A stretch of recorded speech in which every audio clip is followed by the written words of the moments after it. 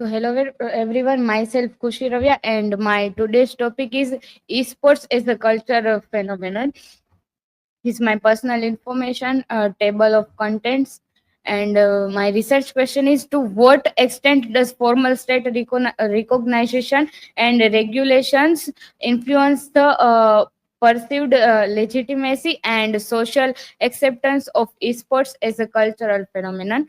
Hypothesis is the implementation of formal regulatory frameworks that disincentivize and promote esports will lead to a statistically significant increase in its perceived legitimacy and social acceptance among the general public compared to periods or regions without such a frameworks.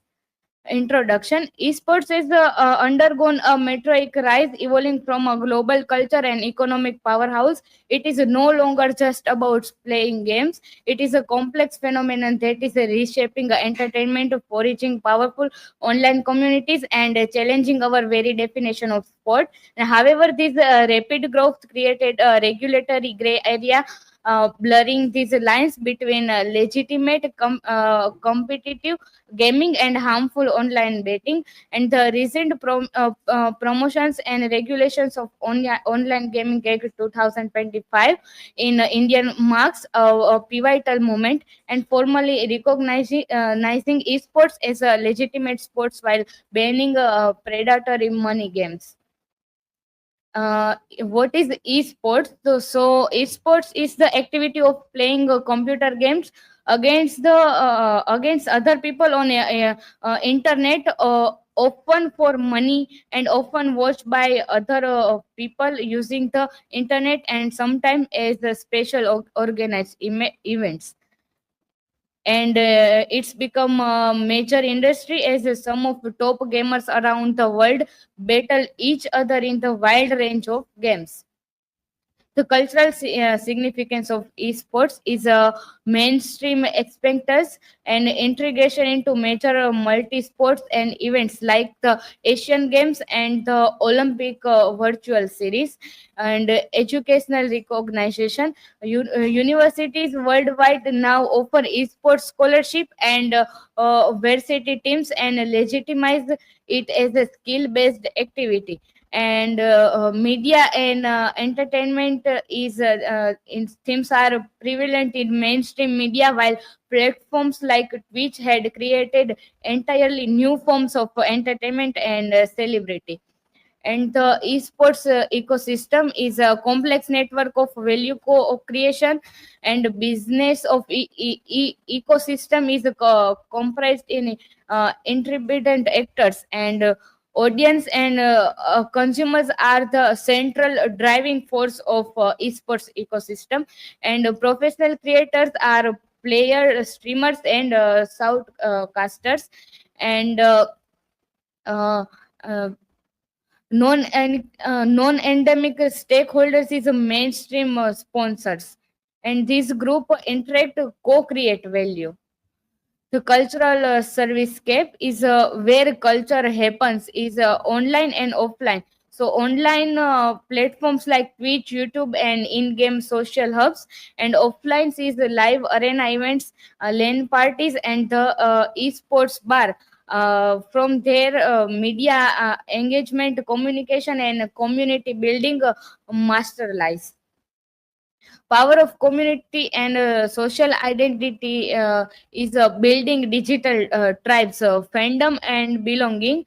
And these digital tribes develop their own unique norm, values, language, and rituals. And esports also fostering social capital and well-being, because social capital participants have bullied value social networks based on trust and shared norms. And active participant engaging as a player, streamer, or community organizer is a significant predictor or building social capital. And its well-being outcome is a connection bullet through esports, so positive relationship with social connection and subjective well-being. The imperative for regulation and addressing the harm. In August 2025, Indian government is passed one PIB bill to rules of regulation for these esports. Why the bill was needed? Curbing the negative impacts. It's addiction and final yun.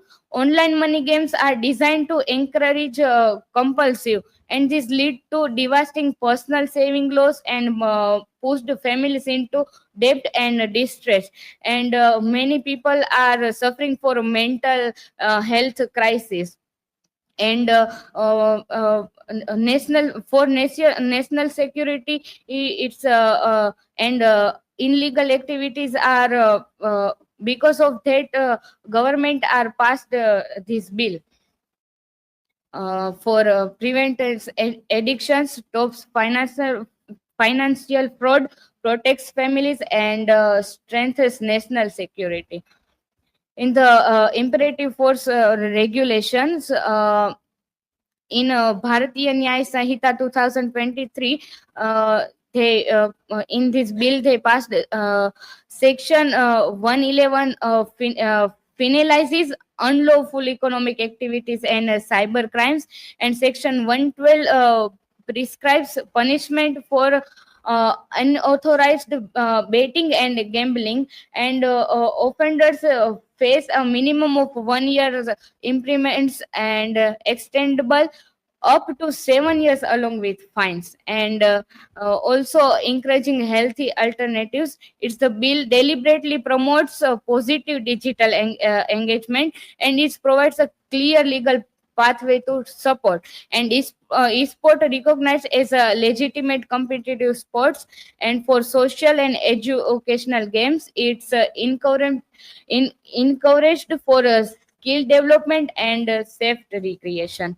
In the Indian context and new era of legitimacy, it's a formal recognition and promotions.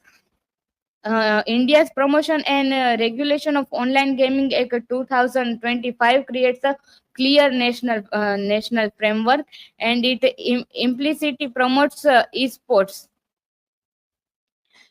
by case study of the German Bundesliga, how traditional sports club embrace esports.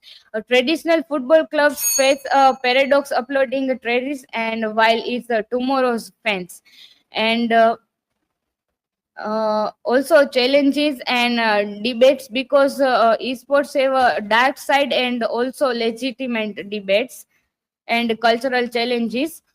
And also economic scale and audience is uh,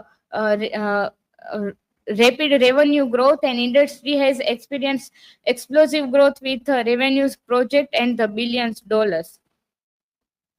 And this blue whale suicide challenge, it's a online organization game in Russia, and they gave a task set of 50 tasks over 50 days, and challenges then the first, these are the task. Then first they said woke up in the middle of the night, and day by day they grow their task more sinister, like this stand on the ledge of a tower block, cut a veil into your arm. And final stage is like demand that users kill themselves.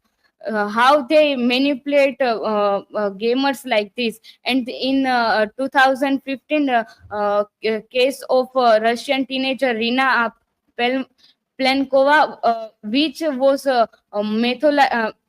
mythologized in online forums, where teens discussed depression and suicide, often using blue whale imagery.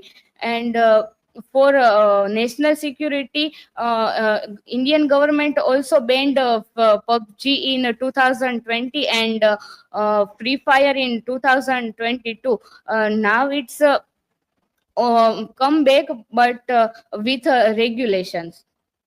This is my learning outcomes and conclusion. Esports has formally established itself as a transformative culture phenomenon that extends far beyond mere entertainment. It represents a complex ecosystem that fosters global communities, forges new identities, and generates significant social value through its unique digital and physical spaces. The formal recognition and regulatory frameworks now emerging, such as India's 2025 Act, and alongside its ongoing sportification through traditional sports structures, confirm its legitimacy and enduring presence. While challenges remain, esports has undeniably evolved from the niche instance into a permanent and influences force in 21st century culture, and fundamentally reshaping how we understand sports community and digital engagement in the modern era.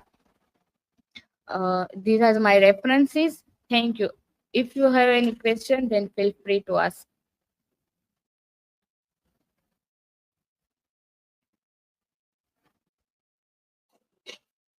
So, Khushi, my question is to you that can esports can be considered a valid form of artistic expression similar to film or music? Yes, is valid in multiple levels, because sports is and games is also digital form of art, and it's requiring creativities.